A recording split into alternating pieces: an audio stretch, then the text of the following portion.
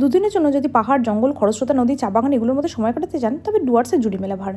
কাঞ্চনকন্যা ধরে নামুন নিউমাল জাংশনে। যদিও তার টিকিট না পেলে অসুবিধা নেই, নামুন এনজিপি, সেখান থেকে ডেমু ট্রেনে নিউমাল জাংশন যাওয়ার পথে সেবকের ফরেস্ট, তিস্তা নদী এগুলোর সৌন্দর্য উপভোগ করে নিন। এছাড়া পদাতিক, উত্তরবঙ্গ এগুলো ধরে জলপাইগুড়ি রোডেও নামতে পারেন। সেখান থেকে চলে যান মূর্তি অথবা লাটাগুড়ি। যাওয়ার সময় এই মিনি জঙ্গল সাফারির সৌন্দর্য উপভোগ করে নিই। আমরা বুক করেছিলাম ফরেস্ট ডিপার্টমেন্টের এই বাংলোটি। এটা সুবিধা হলো এর পাশেই জঙ্গল সাফারির কাউন্টারটা।